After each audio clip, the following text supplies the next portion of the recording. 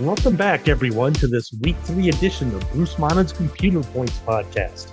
I am Bruce Monnin, your host, reporting from the dining room studio in Minster, Ohio, which also currently feels a lot like a animal shelter with 4 cats running around. Hi there, Jasper. Yes. Jasper. Hi, buddy. Also checking in from the greater Cincinnati area, home of the 1-1 Cincinnati Bearcats, who blew a 21-point lead against Pittsburgh last week. We have our co-host, executive producer, chief researcher, and the source of 2 of the 4 cats running loose in our house, Rebecca Monnin. Always happy to be here. Especially happy to have not watched that UC game live. Sounds like it was heartbreaking. And speaking of heartbreaking, very sad that I can only see my cats through your screen. Yes, well, in a few weeks you'll have them back, right? Sure will. Yeah. Oh, and by the way, as just a warning to all of you, Rebecca will be hitting the road here shortly. She will not be on the podcast next week, probably not the week after, correct? Correct. We will not tell you her undisclosed location at this time. I mean, I'm a little uncomfy with them knowing I'm not going to be in my house for that time either. It's a good thing they don't know where your house is. True. Fair. I believe I have a substitute host lined up for next week, but it is not locked in stone yet, so we will keep that quiet for now. But hopefully we'll have someone. Going back to last week's podcast, in case you were wondering, my man Primoz Roglic pulled away to win his 4th Vuelta a España. Had a big day last Friday, held on Saturday and Sunday.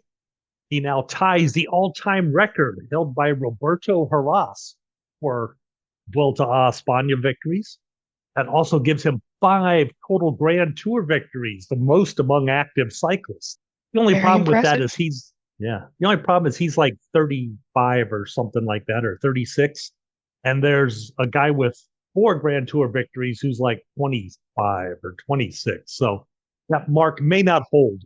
It probably won't. We're going to jump straight to football this week. I did an extremely poor job last episode on our scores of the week. So I decided to overdo it this week. Here we have 6 interesting scores that I found this week. Scores of the week. Oh boy. Are we going to play the song 6 times? No, I think that one time we just heard will be a plenty. Okay, good. We will start with a Thursday night game. Dayton Belmont 18, Columbus South 17. Columbus South was ahead 17-6 in the 4th quarter. Belmont had a pick 6 interception return touchdown to close the deficit to 17-12 with 8:20 to go. Belmont then scored the go-ahead score to make it 18-17 with 33 seconds in the game. Columbus South had just enough time to attempt a 57-yard field goal, which fell just short as time expired. Actually, I just know it fell short. I don't know how close it was. Have not found the video for that. Are each of these scores of the week just going to be like replaying the UC game over and over and over again with someone who's way ahead and then another team who comes from behind and wins it all and crushing the hopes of the team that was ahead? Not all, but probably enough of them, yes. Great. Looking forward to it. Go Pitt. And the worst part was you could all feel that Pitt comeback coming in the 3rd quarter. It's what we're good at. Giving the fans hope and then letting it slowly trickle away. Our second score of the week involves 2 2023 state champions. The final score was Kirtland 22, Perry 21 in triple overtime. Wow. Sounds like a lot of defense in that game because I imagine there was some scoring in overtime. Probably. Kirtland quarterback Jake Laverde rolled out and with no one open, dove into the corner of the end zone on a game-winning 2-point play at the end of the 3rd overtime. That was pretty dramatic. I noticed the name Jake Laverde, had to look it up. That is Coach Tiger Laverde's son. So, Aha. There we go. our 3rd score of the week, Miami East 21, Springfield Northwestern 20. Now, this we tie into last week's podcast where we said that if Miami East could find a way to win this game, they might be headed towards a 7 or 8 win season. Well, I think a 1 point win counts as finding a way to win the game, don't you? Sure do. Yeah. Now we get to maybe the most interesting game of the week. Archbold 15, Defiance Tenora 14. Tenora's Jacob Bishop's 48-yard field goal attempt was ruled no good as time expired. Video posted from the press box seems to show the kick just barely good. Hard to tell, but you go frame by frame and try to see where the ball's covering up the goalpost. It looks like it just snuck over. Video from the end zone is a little iffier. Both the officials looked at each other, looked like they weren't sure exactly what to do, and then signaled no good for the game. So very tough way to lose for Tenora, but hey, they've got a kicker, don't they? One that feels incredibly reminiscent to the gymnastics drama of last week. Two, how is it just barely good? Was it like just over the low bar or on the side or just over the crossbar, maybe, or just under? There's some argument. Most people think just over. It feels like that should be not hard to determine. Was it like a really grainy video or something? Well, you go, none of the video is exactly on the goal line. It's from the press box or from behind. You're kind of going by whether the goal post is, the crossbar is covered by the football on a frame by frame thing. It's pretty iffy. So it seems like most likely Tenora probably should have won, although word from the Archbold fans is that there was a pass call earlier before the field goal kick that went the wrong way. So the field goal kick probably should never have occurred. I tend not to believe any of them, but that's the way that's what they hear. Really sounding like gymnastics now. Anyway, I'm expecting both teams to make the playoffs, so hopefully this does not affect whether anyone gets in, but we'll have to wait and see, won't we? Mm-hmm. Very much so. Our fifth score, Upper Scioto Valley 40, Waynesfield Goshen 38 in triple overtime. Upper Scioto Valley won this on a 2-point conversion. The important part about this, Waynesfield's 24-game regular season win streak is now broken. And that's a pretty dramatic way to have it end, that's for sure. 100%. There was 2 triple overtime games this week? Yeah, 2 that I found at least. Impressive. And one last score in honor of last week's podcast. Once again, Minster wins 41-14. Another win via palindrome for the Wildcats. Woo! Now that's score of the week. Minster victorious over Anna. I was quite surprised that score was that big. I was expecting the score to be been 1 touchdown either way on that game. But some games, things just go your way. Some games, they go against you. Enough of our scores of the week. Let's break into our individual regions here. Let's see how everybody's doing. Let's do it. Division 1, Region 1. If you're on YouTube, those computer points just showed up on the screen like magic right now. There they are. Video editing. A PowerPoint slide wipe. Actually, I have to do like control print screen to get a print shop and then paste it into an editor and then do a cut. It's kind of complicated, but hey, that's Did you call it a print shot? Yeah, screenshot, whatever. Okay. You would think Excel would have a thing where you hit and it would just make a JPEG out of the screen, but I have not found it. I mean, I think you can print it as a PDF. Screenshotting is much easier. Yeah. Anyway, YouTube magic.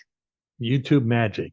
In this region, we have Findlay, currently ranked number 6. They earned their first win last week.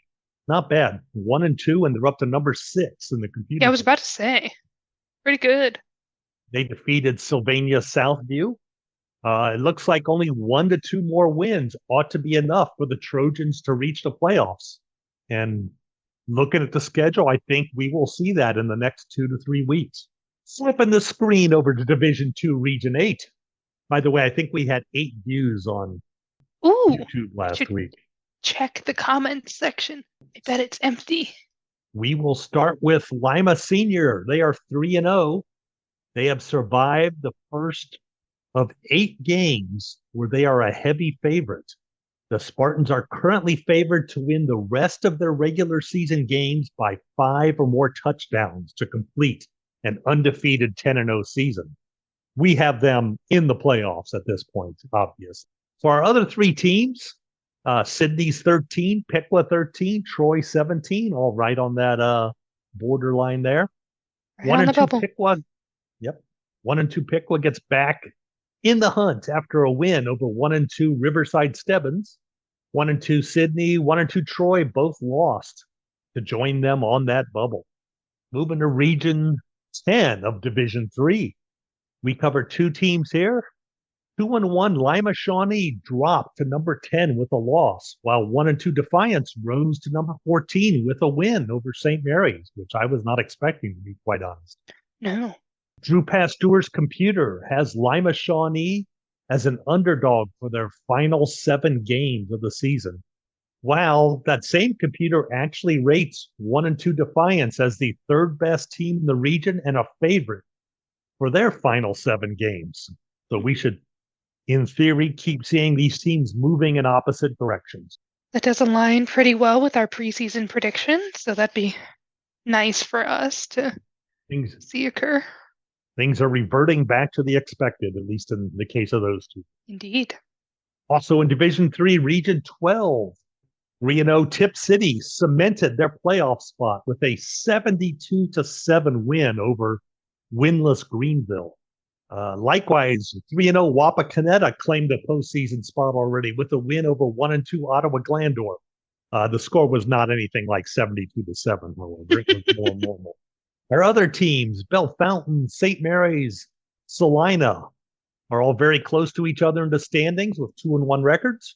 8th-ranked Bell Fountain is expected to win big over winless Ben Logan. Number 12 Salina can probably pass Bell Fountain and a few other teams if they can win over 2 and 1 Lima Shawnee this week. Number 9 St. Mary's, they can pass them all this week, but it'll take a mild upset at home over Wapakoneta. No, we're cruising along here, Rebecca. Cruising along. Yeah, I didn't really have anything to add to that. The stats are statisticking. Statisticking? Like that. You can cut that out. That's not good. Okay, starting to get into the heavier populated regions here. Division 4, Region 14, we cover 6 teams. The top 2 that we cover won this week. The bottom 4 did not, which tends to happen. It's been known to once or twice. 2 and 1 Napoleon's opening game win over 1 and 2 Defiance looks a whole lot better after Defiance upset St. Mary's last week. Napoleon is a big underdog against 3-0 Anthony Wayne this week, but are favored in 5 of their final 6 games. One would think that would get them easily into the playoffs if that would come to pass. Ben Logan, 0-3 right now, probably in trouble for the rest of the season until they host 0-3 Graham in their final game. They have a couple of other winnable games there. They better win them if they want to be anywhere in playoff contention. Yeah, it sounds like even if they do get that grand game win, might not give them anything near enough what they need to get in the playoffs. No, they're going to need a couple of upsets, that's for sure. As for our 4 WBL teams in this region, 1 and 2 Kenton was the only one to get a win last week. If I remember right, it was quite a large win, actually, like 30-some points. I was quite surprised. I think if Kenton can upset either 2 and 1 Lima Bath this week or 2 and 1 Salina next week, they have a decent shot to make the playoffs. 37-0 against Elida. Yeah, that was supposed to be a closer game, I thought. But you never know, I guess.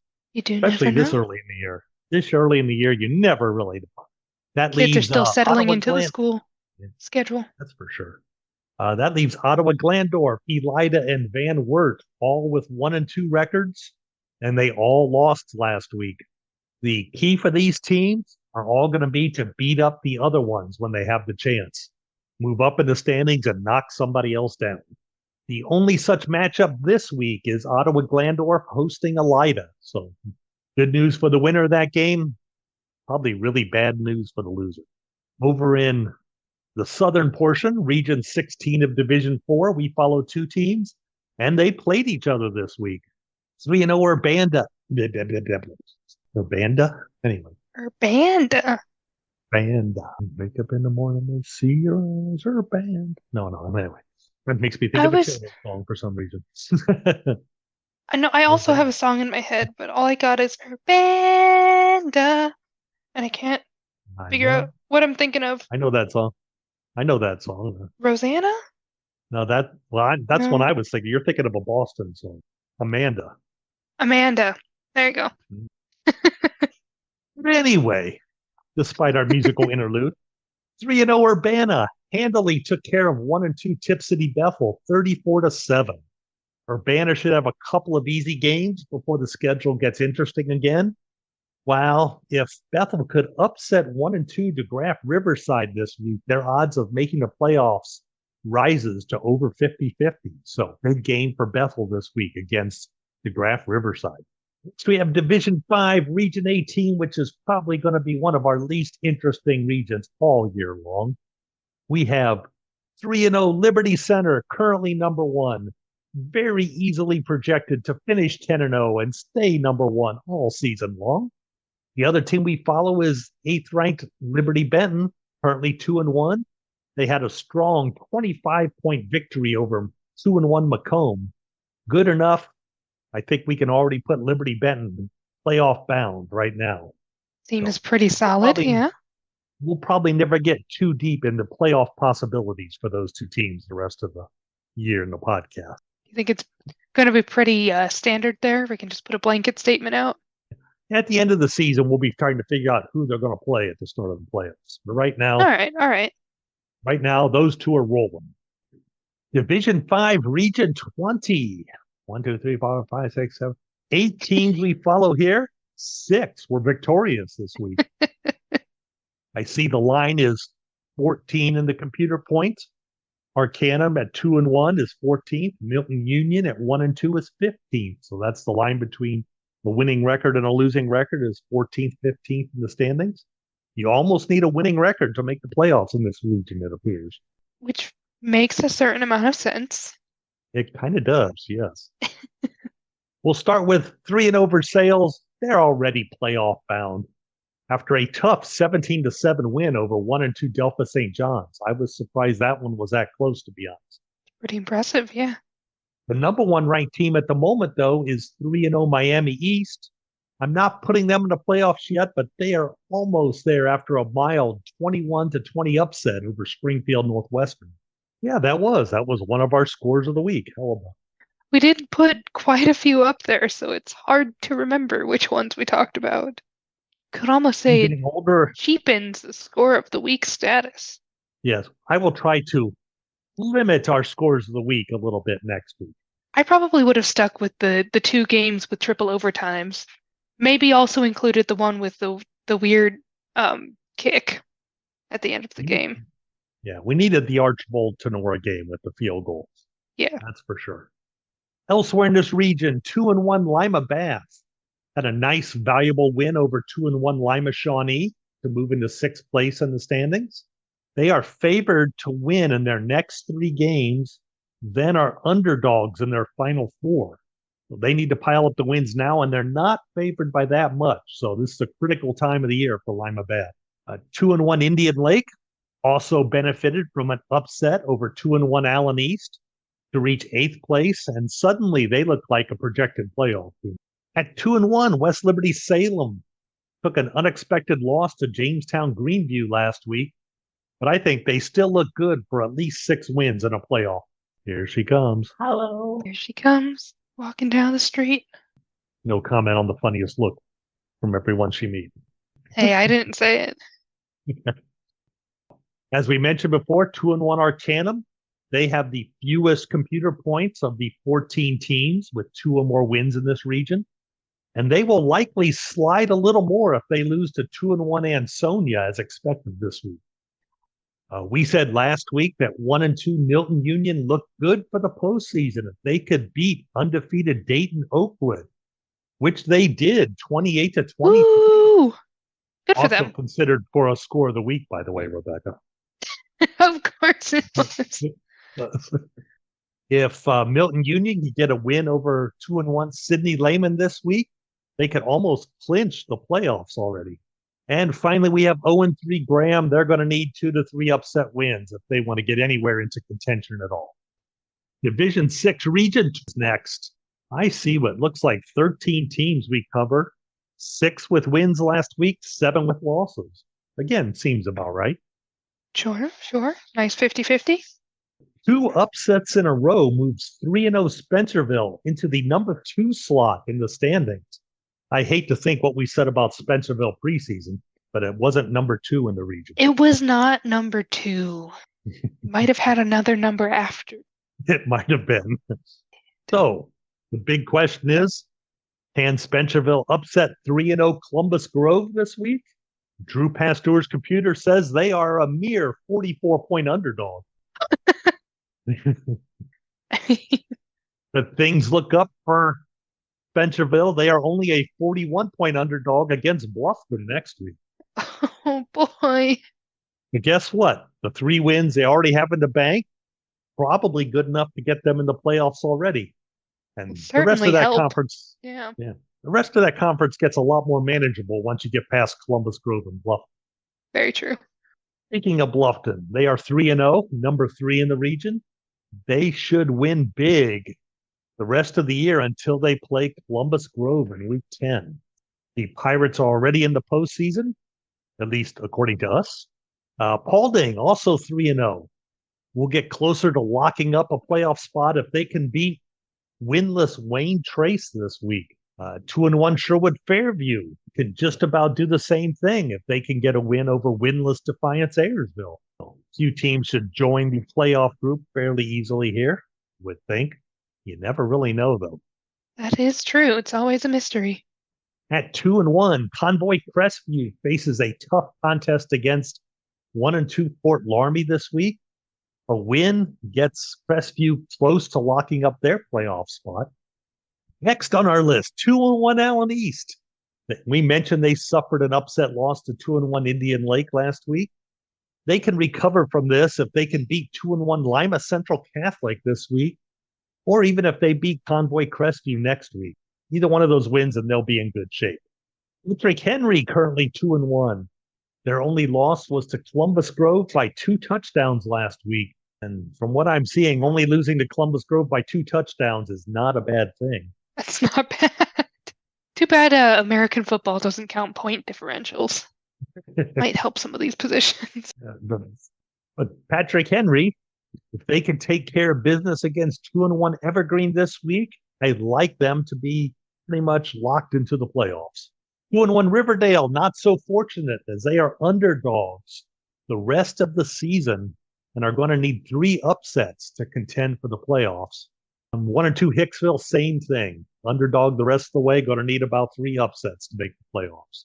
We also follow Van Buren, who's 1-2. They are probably going to need an upset to reach the playoffs, and they actually have a decent chance for one this week against undefeated Arlington. Really? Really, it's only about a 1 touchdown difference according to the computer, so we shall see. And I have to quit saying that because I keep saying we shall see. Hey, it can be a catchphrase. Nothing wrong with that. Defiance, Defiance Tenora still winless. As we saw, they came awfully close against Archbold with that field goal controversy. They are favored in their final 7 games. I guess the important thing is that their controversial loss to Archibald last week doesn't kill the team morale. Better hope so. Let's see. We also follow 0-3 Wayne Trace. They have a tougher road ahead of them, but a small upset over 3-0 Paulding this week. And it really is only a small upset, I think. Would make the postseason much more likely than not for Wayne Trace. We called out that game as being a big game for Wayne Trace. Yep. The it looks home like field advantage will really sway it.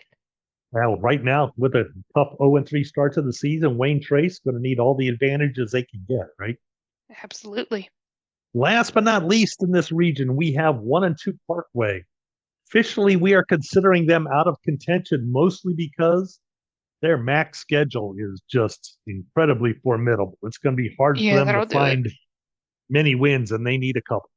Moving over to Region 23, we follow two teams here.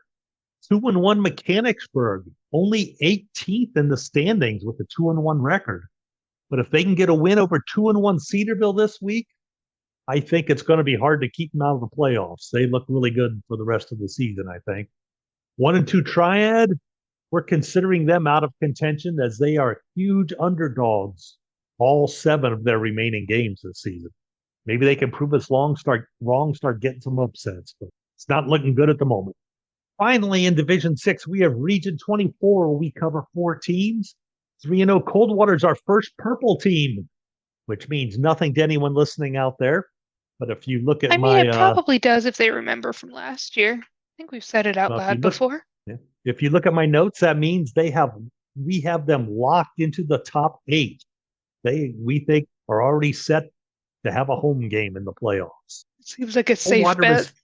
They are favored by 30 or more points in 4 of their remaining MAC games. And that would do the trick for them if they could get those 4 wins. 2-1 Anna took a tough loss to undefeated Minster last week. They play Coldwater this week, which is not a good way to bounce back.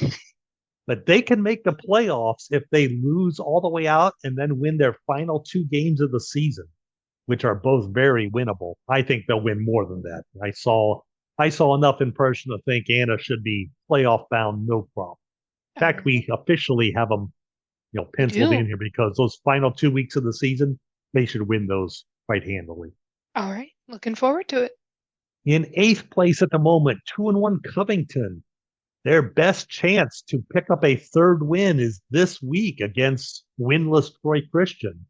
The 3rd win could be enough to get them into the playoffs and might have to be, as they are underdogs in their final 6 games. 2-1 Lima Perry probably needs 3 more wins, and they are favored in exactly 3 games the rest of the way. Ooh, tense. Yeah, if they could score an upset over 2-1 Upper Soto Valley this week, that would make life much easier for Lima Perry. The Commodores, as I remember, if you're named for Commodore Perry, you have to be the Commodore, right? You simply must. Okay, now we're into the big boys. I'll need to take a few Division breaths in 7. the middle of this one. Take a break. Pause the podcast. Go get a snack. Yes, I see a new batch of chocolate chip cookies just showed up on the cupboard here. Ooh. Tempting. I don't know why I have to count these every week, but we cover 16 teams in this region. And look at that. 8 won and 8 lost last week. You're a math guy. It's in your brain. I love a little symmetry. It's pretty nice. We'll start with Columbus Grove. They are our first orange team. That means we have them locked into a top 4 spot in the region to host 2 playoff games. They've won 3 games. They are favored to win the next 6.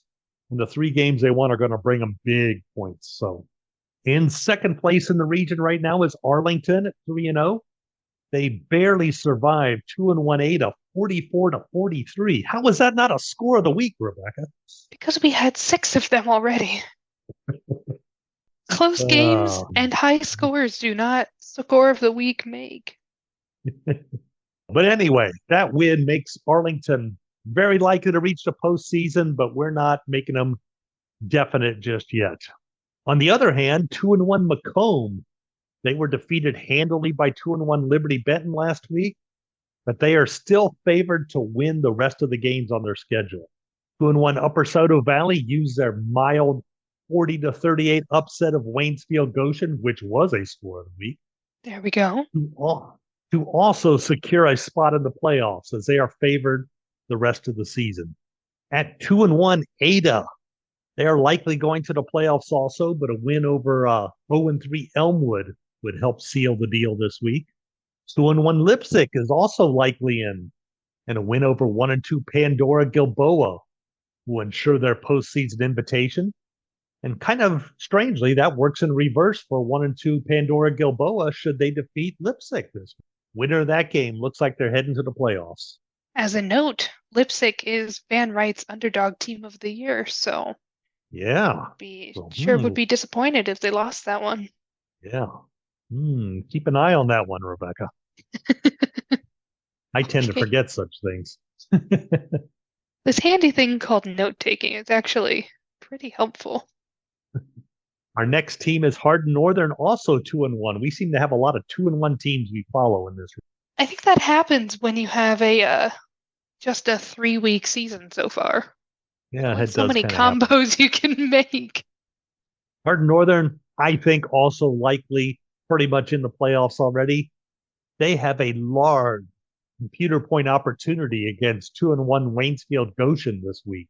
And just to continue the broken record portion of the podcast, 2-1 Lima Central Catholic is probably in the playoffs and will be if they can beat 2-1 Allen East. Now, 2-1 Antwerp, slightly different situation. If they beat 2-1 Edgerton this week, they are very close to locking up a playoff spot. But if they lose, their chances fall below 50%. So a crucial game for Antwerp this week. We mentioned Delphi St. John's earlier. They are 1-2, had that 10-point loss to Versailles. They actually have an outside shot to make the playoffs if they can just get a second win. And they are almost certainly in the playoffs if they can defeat Port Recovery in week 5 and Parkway in week 9. Or they could just upset Marion Local this week, and that would do the job too. That would do the job.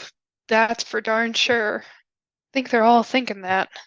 One of these days it'll happen. Marion Local won't have their 51-game winning streak forever. They sure won't. That's a guarantee. It's just how long does it go up before it comes down?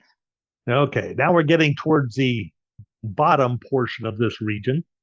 We'll start with winless Defiance Ayersville. They appear to be in playoff trouble. If they can pull off an upset over 2-1 Sherwood Fairview this week, that would put them back into contention. We also have Corey Rawson at 1-2. They will need to defeat 1-2 North Baltimore this week and then earn another upset later in the season if they wish to make the playoffs. And finally, we have 1-2 Delphus Jefferson, 0-3 Arcadia, and 0-3 Van Loo. Unfortunately, these teams are not favored to win any more games this year, and thus that's not going to be good enough to make the postseason. Yeah, I was a little bit worried when you saved the 1-2 teams to talk about after the 0-3 team. That's never a good sign, is it? It's not a good sign. All right. In our final 11-man football region, Division 7, Region 28. Ooh, 8 wins, 7 losses. Again, fairly balanced. Well, in the game where there's no ties, half the teams are gonna win. It just so happens that the teams that winning half the time are in the same region. We don't have one region beating up on another region. That's probably because the teams in a region ought to be playing each other a lot of the time, right? Quite a bit of the time, yeah. Also, we picked a good spread, a good 2/3 of the region to follow. If we were only following like teams, like in some regions we do follow, it's less 50-50. Our sample size is bigger. Ooh, sample size, yes. Love a little statistic jargon. Anyway, Region 28, we are going to start with the teams we figure are on lock to make the playoffs. Sounds like a good plan. And this is actually a long paragraph here, so brace yourself. It's like 3 or 4 sentences. That's a long paragraph for me. For podcasting, yeah, it is. Start with 3-0 Marion Local. They are now set to finish in the top 8. Look for at least one playoff game at Booster Field in Maria Stein. I would bet much on there being a second one there also before all is said and done. In second place is 3-0 New Bremen, and they are almost have as many computer points as Marion Local right now. They're close. Right up there. It says here they are actually only favored in 2 more games this year. It says here. That's what it says here. Write it yourself. Yeah, I just wrote this like a day ago. You'd think I would know that, right? But if they get those 2 wins, 5-5 record ought to be good enough to earn New Bremen a home playoff game. This is not the strongest region. 3-0 Minster might need 3 more wins if they want to earn a home playoff game. The 4th win perhaps would be enough to finish in the top 4. They are actually favored in 4 games to win by double digits. So top 4 looks like a possibility for Minster. Despite being upset last week, 2-1 Waynesfield Goshen is favored to win out. Doing so, they would probably finish around fourth place in this region. Again, another team with a good possibility of 2 home playoff games. Finally, we have 2-1 Tri-Village. They have a similar story. They are expected to finish just behind Waynesfield Goshen in the final computer point. I figure they both went out. Tri-Village finishes 1 spot below Waynesfield, so probably around 5th. Okie dokie. All right, now we get into the ones that aren't quite locked into the postseason yet, although some of them are awfully close. Ridgemont, 2-1 at the moment. Locked into the postseason if they beat 2-1 Marion Elgin this week. Did we ever decide last year if it's Elgin or Elgin? It has to No, be Elgin, doesn't it? I think we'd like a native to the town to inform us, but we are running short. Yes, we are. Anyway, Ridgemont's chances fall to only 99% chance to make the playoffs if they lose this game. Pretty sad, huh? Only 99%. Only 99. Such a huge room for error there. Next up, we have 2-1 Sidney Lehman. They are also in the playoffs if they beat 1-2 Milton Union this week. If they lose, their chances fall to 96%. Oh no. And we have 1-2 DeGraff Riverside in pretty much the same boat. Win and they are in, lose and they are 96% chance to beat. Now, here's one I don't really understand. I've looked at it a couple of times. I haven't quite figured it out yet. Ansonia, currently 2-1. They have a 99% chance to make the playoffs, whether they win or lose against 2-1 Arcana. Okay. That makes no sense to me whatsoever. You would think a 2-1 team winning or losing would make a difference of some sort. You would, unless the projected points for whoever they're winning or losing against are not much. But anyway, but where it does matter, Ansonia's chances of hosting a playoff game are greatly improved with a win this week. So that's where the difference comes into play. 1-2 St. Henry, not quite in as good of a position, as their odds are 99% to get in if they defeat 1-2 Fort Recovery this week and drop to 92% if they lose. I do remember looking at Drew Pasteur's site, and he has St. Henry as the 3rd or 4th best team in this region. Unfortunately, they still have to play 3 of the other teams who are in the top 4 in this region yet this season. So their strength of schedule might keep their number of wins down a little bit and hold down their computer points. Next up, Fort Laramie. Fort Laramie's 1-2, getting into Northwest Conference play. They have an important, I call it a toss-up game. That means I can't predict which way it's going to go. Against 2-1 Convoy Crestview this week. Win, and they are 99% certain of making the playoffs. Lose, and their odds drop to about 68%. So an important game for Fort Laramie. Now, those teams in danger of missing the playoffs include 1-2 Fort Recovery, who is a large underdog in all but one of their remaining games. 0-3 Bradford is actually favored in 2 games, but they need 3 or 4 to make the playoffs, while 1-2 Mississippi Valley and 0-3 Troy Christian are underdogs the rest of the way. So both teams will need a couple of upsets if they want to see the postseason. I have an update. Oh, good. I saw you researching. There is a lovely website hosted by Ohio University called the E.W. Scripps School of Journalism, and it tells you how to pronounce every town name in Ohio, which is fascinating. I did a quick check for some of the tricky ones in the area. It's got the correct Houston and New Bremen, so Okay. each seems pretty good, and it designates that town we were talking before as Elgin, not Elgin. Elgin. All right. Like I prefer L, that myself. and then the alcohol, Elgin, L or the card game. Yeah, Elgin. or the card game. Or if you were in school, the cotton gin. Huh? I was thinking the mythical creature from 101, nope, Arabian Nights, the Jinn. I was wondering, when I was a young lad, everyone had to know that Eli Whitney invented the cotton gin. Do they still make young people learn that these days? Yep, sure do. Yep. An important fact that everyone needs to know. It's vital.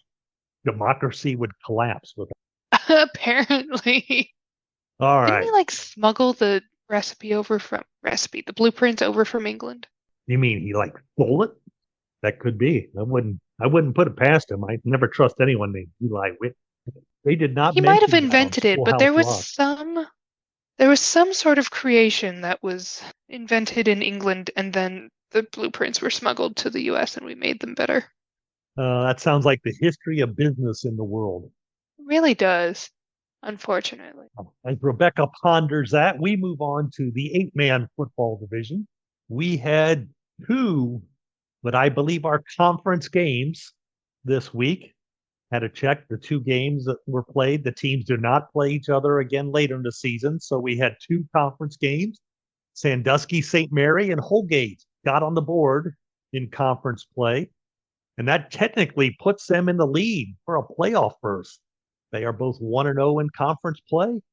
Toledo Christian has more computer points if you look at our screen on YouTube, but they do not go by our computer points. They go by conference records. So that's what really matters. It was Samuel Slater.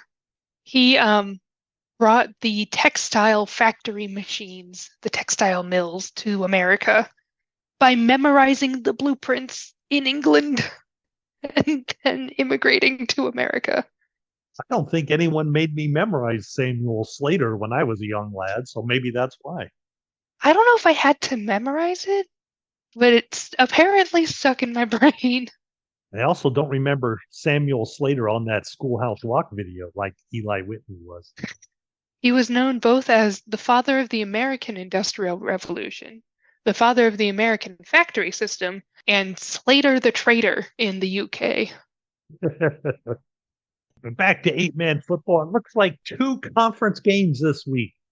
And I'm going to give records in conference play, not their overall, because that's the records that matter, right? Sure, correct. So we have 0-0 untested in conference play. Fremont St. Joseph playing 0-1 Sebring McKinley. We also have Salvington Chalker and Toledo Christian, both without a league game yet, playing each other.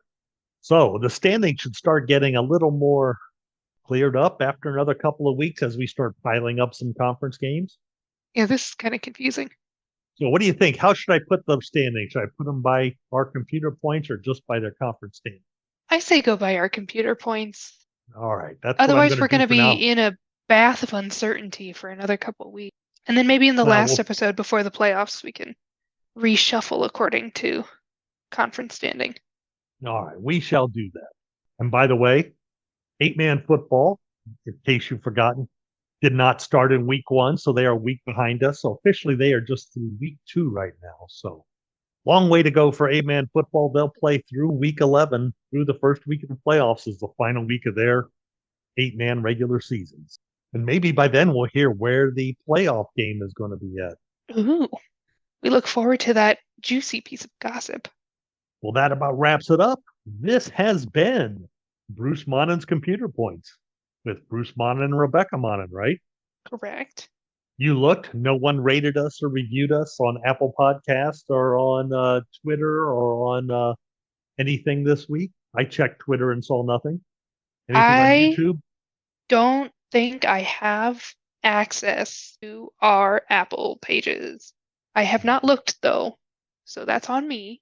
But we do not have any current standing comments except for a single one from a Mr. Bruce Monnin that said, whoops, we said the wrong week for one of these games. Yes, I do need to apologize. Last week, I jumped the gun a little and thought the Walk St. Mary's game was coming up. I was so excited for that happening this week that I mentioned it a week early. And there's a follow-up comment by a Miss Rebecca Monnin that says, gasp, an error in our reporting.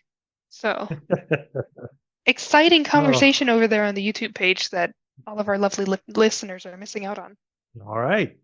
And as we said, send notes to @BruceMonnin on Twitter. Go to the Bruce Monnin's Computer Points thing on YouTube. What do they call those? Channel? Channel. Thank you. Yes, the channel on YouTube. Or just email us at bdmonnin, BDMONNIN, @nktelco.net. We would love to hear. Trust me, we would love to hear from you. Rebecca's just dying here. We be overjoyed. Your comments. Yes. Thrilled. But anyway, I will be back next week after week 4 of the regular season. Rebecca will be on hiatus. We look forward to having her back after week 6, maybe? You'll hear me in October. Okay. And as I said earlier, we should have some substitute lined up. You'll find out when you tune in next week right here on Bruce Monnin's Computer Points. So long, everybody.